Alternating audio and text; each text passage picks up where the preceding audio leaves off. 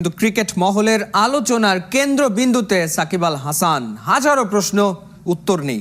বাংলার ক্রিকেটের মহানায়ক এমন ভুল কেমন করে করলেন? কিছু উত্তর কেবল সাকিব আল হাসানই দিতে পারবেন। ঠিক এই মুহূর্তে সাকিব আল হাসান যেন এক অসমাপ্ত গল্পের নাম। This is the story of Sakib Al Hasan.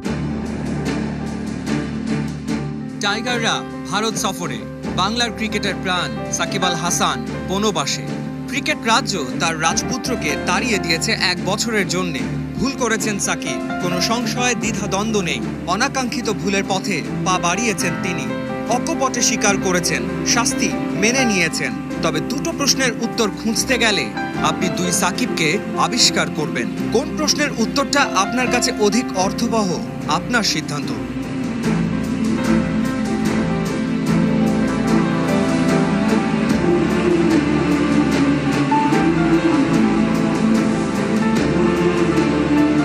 প্রথম প্রশ্ন, জেনে বুঝে কেন সাকিব একজন জুয়ারির সাথে সংলাপে জড়ালেন?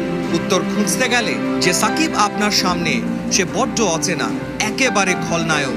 এবার দ্বিতীয় প্রশ্ন, একজন জুয়ারির খপ্পরে পড়ে সংস্পর্শে এসেও কেন সাকিব বিকিয়ে গেলেন না? উত্তর খুঁজুন। যাকে পাবেন সে থাকে হৃদ মাঝারে, নায়কের বেশে। কেমন করে তাকে ছেড়ে যাবেন?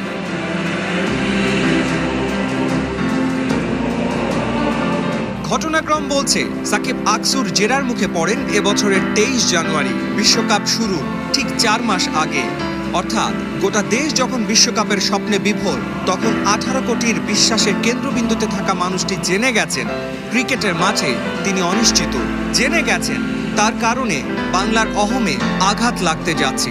সে কারণেই কি তীব্র আত্মগ্লানিতে বিশ্ব ক্রিকেটের বিশ্ব মঞ্চে রুদ্রমূর্তি ধারণ করলেন সাকিব আল হাসান? ভুলের প্রায়শ্চিত্ত করতেই কি তবে 7 কেজি ওজন কমিয়ে রণাঙ্গনের জন্য শেষবার তৈরি হওয়া? বলেছিলেন তিনি, একটা কিক তার হৃদয় মনন এলোমেলো করে দিয়েছে। আজ অবধি খোলাসা করেননি সেই কিক। তবে কি ওই ভুলের অনুশোচনাই সেই কিক যা সাকিবকে বানিয়ে দিল বাংলার গ্ল্যাডিয়েটর? সে কি তাড়না প্রতিটা শতকে, প্রতিটা হাফ শতকে, প্রতিটা উইকেটের সাথে যেন মিশে থাকলো নীরব ক্ষমা প্রার্থনা। যা করলেন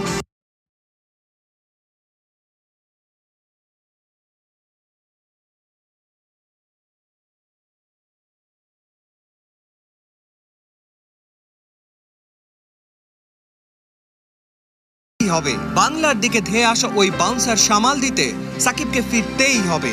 মিসাইলের গতিতে ছুটে আসা ওই ইয়র্কারের প্রতিরোধ করতে সাকিবকে ফিরতেই হবে। ফিরতেই হবে বাংলার জয়ের স্বপ্ন অটুট রেখে 22 গজে ঠাঁই দাঁড়িয়ে থাকতে। এই চোখের যন্ত্রণা ঠিকই একদিন আছড়ে পড়বে বাউন্ডারি লাইনের ওপারে। জমাট বাঁধা কষ্টগুলো ঠিকই একদিন উপড়ে নেবে একের পর এক উইকেট।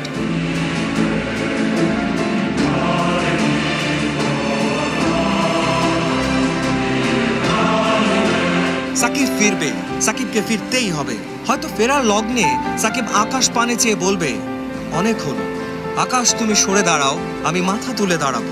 রক্তিম সূর্যকে হয়তো বলবে, তুমি সরে যাও, আজ আকাশ জুড়ে কেবল লাল সবুজ উড়বে।